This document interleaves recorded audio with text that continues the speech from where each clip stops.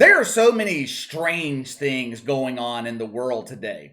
Typically, with the start of baseball season, retailers will see a spike in sales of Cracker Jacks. Not this year. No, we can't say Jack. That sounds like the name of an old white male. Old white men are the enemy, even though they're the only demographic that still watches Major League Baseball. In the spirit of equity, we are going to rename it Cracker Jill. Buy me some peanuts and Cracker Jills. It just doesn't have the same ring to it. I'm sorry, ladies. Where did they come up with the name Jill anyway? Isn't that kind of an old name? I don't know anyone named Jill. Maybe it came from that old nursery rhyme, Jack and Jill went up the hill to do something. I don't know. Back when I was a teenager, Jack and Jill went up the hill to fool around. Not in 2022, though. Jack and Jill go up the hill. Jack comes back down, identifying as a female named Jacqueline. Jill comes back, identifying as a gender void Tulip. When I was in college, flat-chested girls paid $5,000 for fake tits. Young women in college today, they go to the doctor for fake dicks. There are rumors of food shortages over the next few months.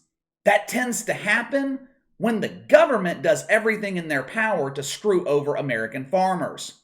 There seems to be no end in sight for high gas prices. Every day, there seems to be a new story of the woke turning on the woke. Staffers at NBC, they're concerned right now that Jen Psaki is going to tank their credibility when she joins MSNBC later this year. I didn't know NBC News had any credibility. Jen Psaki should fit right in. You can pair her up with Joy Reid. They can have a contest to see who can turn off the most heterosexual men. Everything in America right now seems to be upside down. But there is one constant. There is one thing that has not changed. One man who is consistently pathetic. No, I'm not talking about Leah Thomas, though he's pathetic too. I'm not talking about Bomani Jones. Pathetic is not a strong enough word to describe him. Bomani Jones is our resident huge embarrassing failure. It's not Rex Chapman. Fucking Rex Chapman. The New York Times interviewed this dumbass earlier this week. Tagline of the article: as his new show debuts on CNN Plus, Rex Chapman fears his own success.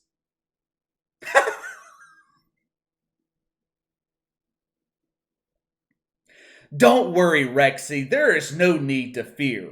Your show wouldn't succeed if your only competition was Bomani Jones. I rarely make guarantees, but Rexy, I guarantee you, you do not have to worry about success. When it comes to drawing an audience, you're a fucking loser. With the world seemingly changing every day, one man is staying the same. LeBron James. When the going gets tough, LeBron James gets going. And I'm not talking about him facing adversity head on. LeBron James gets going out of town. Couldn't win a title his first stint in Cleveland? He takes his talents to South Beach to join his butt buddy Dwayne Wade. D-Wade gets older, injuries derail the career of Chris Bosh. LeBron sees an emerging superstar in Cleveland, Kyrie Irving. So he goes back home. Things fall apart in Cleveland. Kyrie outright refuses to play alongside LeBron James, so he heads out to Los Angeles. Instead of paying it forward and mentoring the young talent in LA like D-Wade did with him, instead of showing Lonzo Ball and Brandon Ingram how to win, LeBron James ships their asses to New Orleans to bring in the most overrated player in the NBA, Anthony Davis. He turns the Lakers into a fucking LeBron house party. All friends of LeBron are welcome to take our money to not produce on the court. The only thing the Lakers have won the past 2 years is the Social Justice Award. 3 years ago, this franchise was set up for the future. They drafted well. They had arguably the best young roster in the NBA. Not the best overall roster, but in terms of youth and potential, the Lakers were stacked. They traded success over the next decade for a rental of LeBron James and a championship that no one considers to be legitimate. With the Lakers officially eliminated from the playoffs, which, by the way, I don't want to hear any more talk about LeBron James being a leader, being a good teammate. Tuesday night, with the Lakers down 20 heading into the fourth quarter, LeBron James just up and left the fucking game. Now, he wasn't playing, he was supposedly injured, but instead of staying to support his teammates, he chooses to leave. Great teammate. Anyway, with the Lakers officially eliminated from playoff contention, LeBron James is already angling to get the hell out of Los Angeles. Over the All-Star break, there were rumors that he wanted to play in Cleveland next season. Now, I don't know why the Cavs would want to screw themselves over for a third time. The first two times LeBron left, he left a disaster in Cleveland. On the most recent episode of The Shop, LeBron began his campaign for another team that he wants to play for next season. Watch for yourself. Shit. Man, there's some motherfuckers in today's game, but Steph Curry. Yeah, that's the one. Steph Curry's the one that I want to play with, for sure. Man, I love everything about that guy. And that mother... Lethal. Lethal, man. When he get out his car, you better guard him right from the moment he pulls up to the arena. As soon as he get out of his car, you better guard him. So I got him in Yeah, better guard him. Man, you might want to guard him when he get out of the bed. Now, some may write this off as meaningless chatter. Some may claim he was asked who he would like to play with. It was hypothetical. Don't be fooled. LeBron James is many things, but when it comes to the NBA, he ain't dumb. Everything he does is calculated, premeditated. If I had to guess, he told them to bring this up during the show. I mean, it is his show. He has 100% creative control. The topic of Steph Curry wasn't mentioned by accident. This was done on purpose. LeBron James knew that clip would get circulated. He knew it would get back to Steph Curry. He was sending out feelers to see his reaction. Which, when you think about it, it's really pathetic. This dude is supposedly the GOAT, right? According to Shay Shay, LeBron is the best of all time. He's my king, damn it. Oh, my king tastes so good in my mouth. I can't believe it's not butter. Name another elite player at this level, this status, that publicly feels out other players to see if they can link up. Did Michael Jordan ever do this? Kobe, Tom Brady, Drew Brees, Peyton Manning, Tim Duncan? Can you imagine Kobe Bryant going on television and saying, I'd really like to play with Paul Pierce?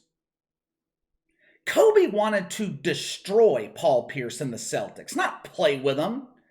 This is LeBron James wanting to link up with his biggest rival, which is one of the bigger problems in the modern NBA. All these players want to play together. Woke hugs all around. Please grab my ass. When you're the self-proclaimed king, you should have no problems linking up with Steph Curry, right? I mean, this peasant, he should be honored that I want to play with him. I'll get him invited to the palace of my lover, Xi Jinping, for a weekend of male lovin'. Unfortunately for LeBron, Steph Curry ain't all that interested in male lovin'. Check this out. Who else you want to play with? In today's game, Steph Curry. Yeah. Steph Curry's the one that I want to play with. Oh, shoot. The chef. You know what? Hey. No. Well, we got his wish. So he's the captain. He's picked me the last two All-Star games. So I don't know if that suffices, but I'm good right now. How's that make you feel, though? Good right now.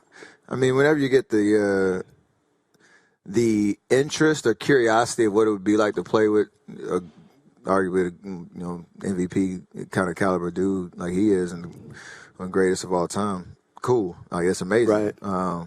We all can live in that fantasy world, though. For a year, maybe even 2 years now, I have been pushing for the NBA to center the league around Steph Curry. This dude did shit right. Drafted to Golden State in 2009. When he arrived, the Warriors hadn't been to the playoffs but one time in 16 years. They were a dump. I believe it was 2006 when they made the playoffs. Don Nelson was the coach. They swept the top-seeded Mavs in the first round that year. Then they had Baron Davis, Matt Barnes, young Monte Ellis. Steven Jackson might have even been on that team. But anyway, first 3 years, the Warriors with Steph Curry struggled. He didn't bounce. He didn't push to get out of town. He built chemistry with Klay Thompson, Draymond Green. They built a dynasty. Did you see Steph Curry begging to go to Oklahoma City? No. Kevin Durant joined him. That's what all-time greats do. They don't go to you. You go to them.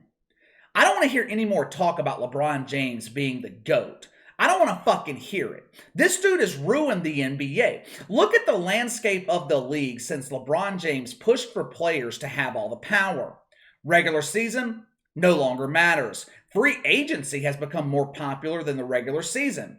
Players are jumping ship every summer. If a star player doesn't like where he's playing, doesn't matter. He just forces his way out of town. You have healthy players outright refusing to play in the regular season. I'm tired today. I don't feel like playing.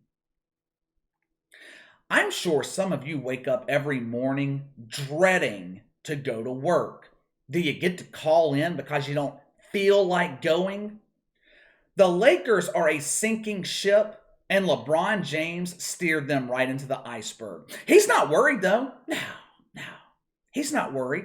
LeBron will find a lifeboat. Some pathetic team will be willing to mortgage their future to bring in LeBron for 2 or 3 years, while the Lakers will fall to the bottom of the league and send a top 10 pick to my Pelicans in the process. Appreciate that one, Jenny Buzz. Not only did you give us an all-star in Brandon Ingram, we also will get your high draft pick and we'll be in the playoffs, hopefully. Hopefully. But let me know what you think. LeBron James angling to play with Steph Curry and being completely rejected. Sound off in the comments below. Make sure to like and subscribe. Click the notification bell to receive all notifications from the channel. Best way to contact me is by email at btlkc84@gmail.com, KC_BTL84 on Twitter. I'll see you guys tomorrow.